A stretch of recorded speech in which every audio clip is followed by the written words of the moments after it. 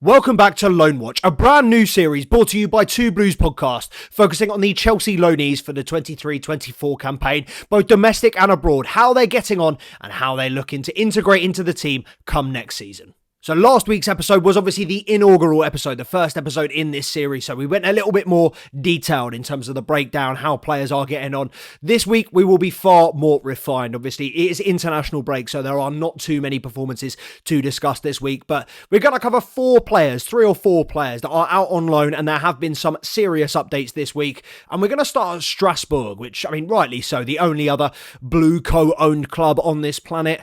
Strasbourg, similarly to Chelsea, are unhappy with their ownership. Fans are close to rioting. They're not happy. They're putting out public messages saying we do not stand by the ownership. Very similar to Chelsea. They are feeling restricted by transfer movements. And Patrick Vieira was very, very vocal in January about bringing a winger into this squad. And his only real performing winger so far has been Angelo Gabriel. Yeah, I might be putting a little bit, I might be brushing past a couple of other players in the squad, but we're not here to talk about the Strasbourg squad. We're here to talk about the Chelsea players in that Strasbourg squad. And unfortunately, Angelo Gabriel, after me coming out last week in our first episode and saying that he is arguably the best case scenario for a loan situation this season, it's been confirmed. Angelo Gabriel may well be out for the season with an ongoing hernia problem. He has returned to Cobham. He is back at Chelsea to get a specialist opinion, to get a second opinion on what is a recurring issue. And this is not the first Chelsea player this season that's had a recurring issue. I am very worried about what is going on with the players that we bring in, whether we bring in previously injury-prone players, whether we bring in players that have never had a blemish in their career. Everybody seems to be getting injured, and it's long-term injuries, it's ongoing injuries, it's recurring injuries. And Angelo Gabriel, obviously with a hernia issue, which is what Enzo Fernandez faced previously. Now, Enzo Fernandez, I believe, had a hernia issue due to overplaying, due to stress. Angelo Gabriel isn't getting the same minutes, isn't getting the same, I would have thought, amount of stress that Enzo Fernandez is getting from the footballing side of things. But that being said, it's not great. 19 years old. He's had a recurring problem in his debut professional season. I know he's played at Santos previously. He is a pro footballer, but he's 19 years old. He's never played in Europe's top leagues before.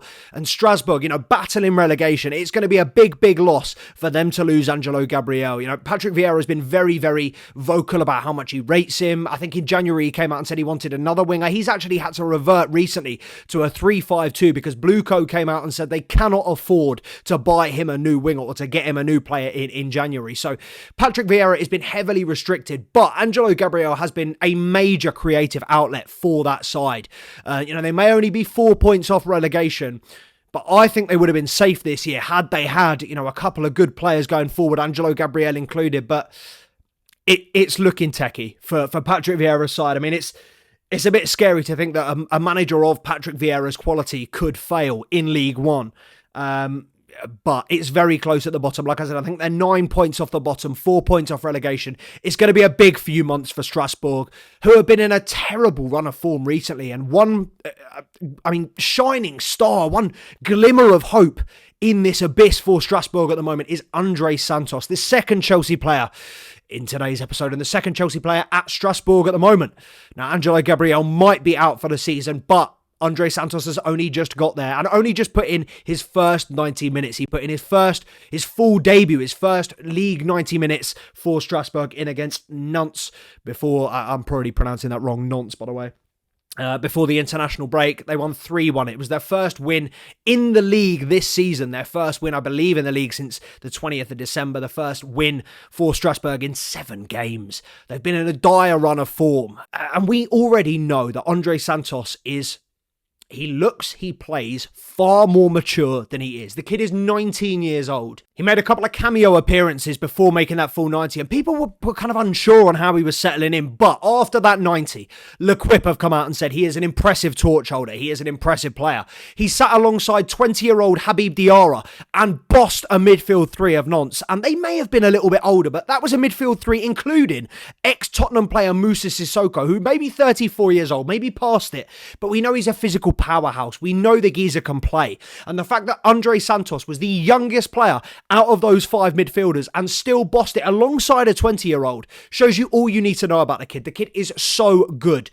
I think in terms of his profile as a player, I think there is not a better situation for him to be at in terms of learning off Patrick Vieira. He is the ideal role model. Yes, Patrick Vieira is a little bit more nitty-gritty, a little bit more defensive than I think Andre Santos could be. He's a little bit more of a playmaker than Vieira was, but that's not taking anything away from Vieira's passing ability. You know, Andre Santos, to learn under Patrick Vieira and for him to grow and mould him, you know, he's already been very positive about Santos in the press. Everybody has had nothing but positive things to say about Santos, so long may this continue. And, you know, unfortunately, it may be a case of Angelo Gabriel being out for the rest of the season, but Andre Santos is a quality player, and if he can get the game time, I mean, we're already hearing rumours that Strasbourg want to extend his loan until the next season.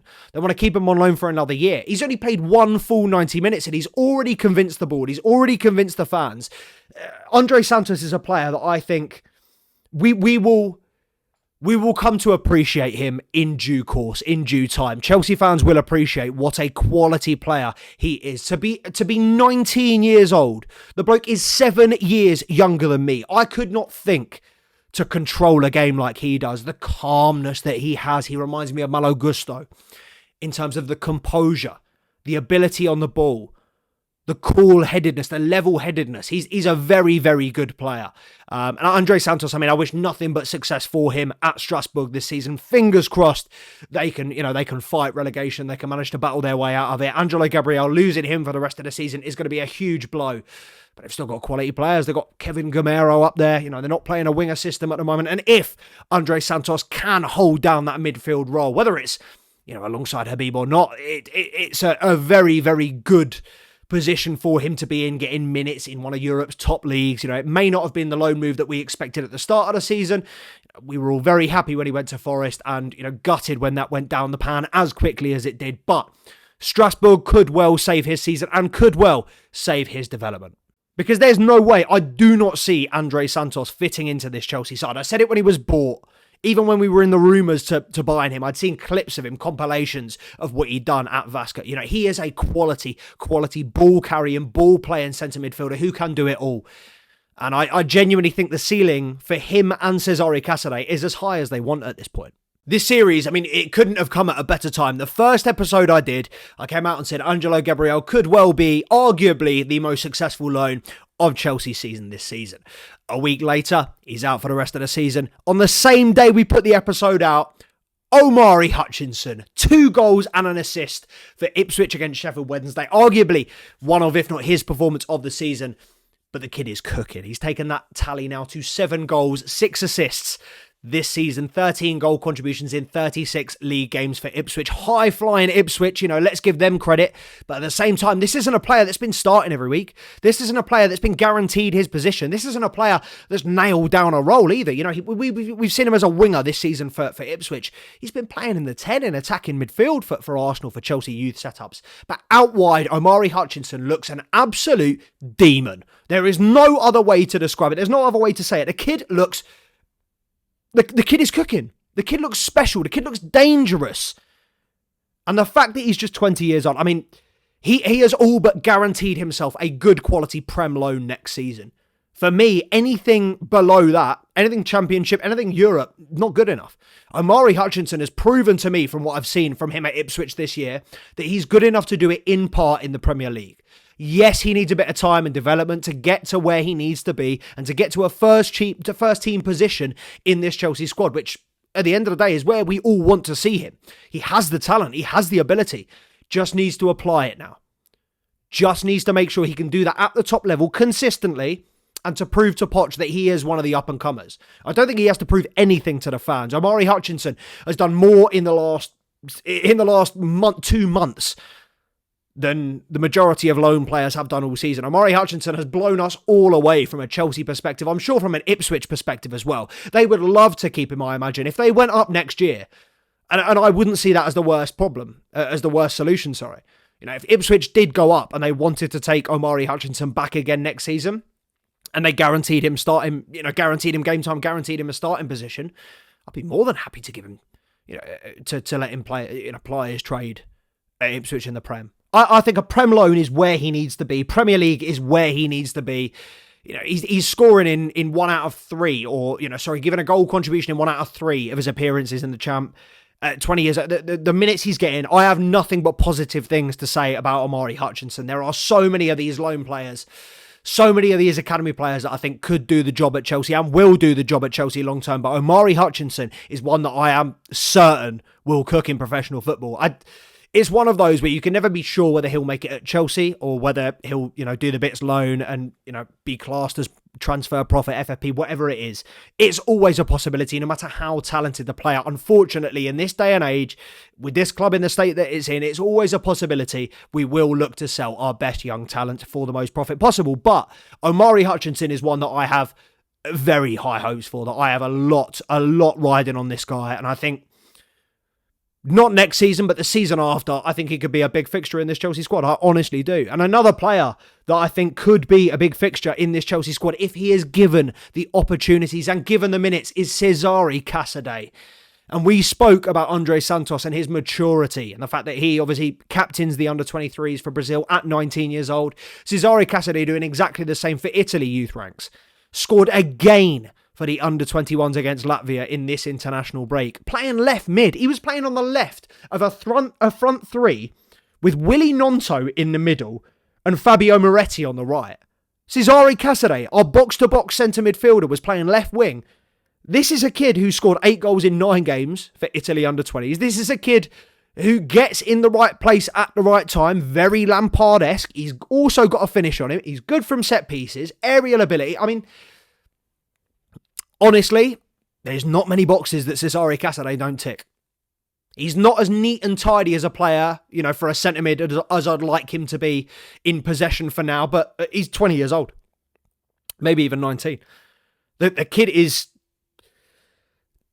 versatile, he's talented, he's a proper prospect.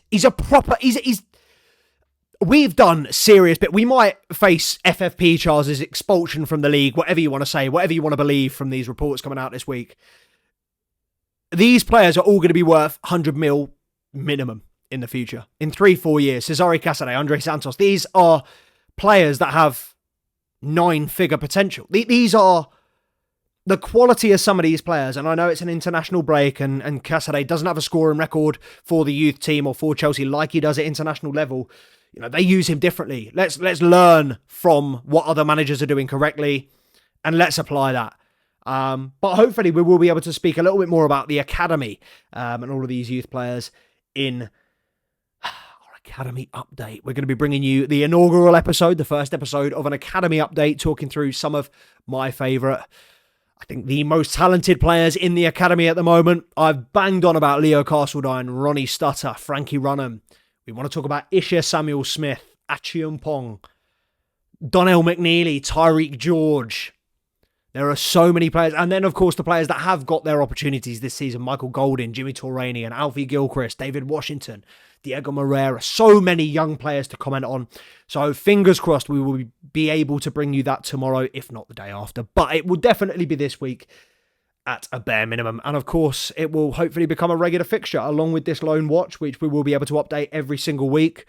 We will have to wait until our international break is over and done with, but we will be bringing you a brand new episode of this Loan Watch next week, along with an episode of the Academy Update. And fingers crossed, I'll have time to squeeze in a transfer roundup, because there have been a couple of updates this week regarding Aaron Ramsdale, Victor Osimhen, a couple of interesting potential updates that we may need to comment on.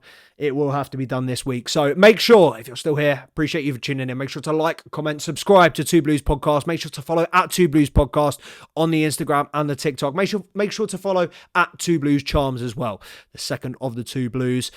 Guys, you know what it is. You know what we do. Appreciate you tuning in.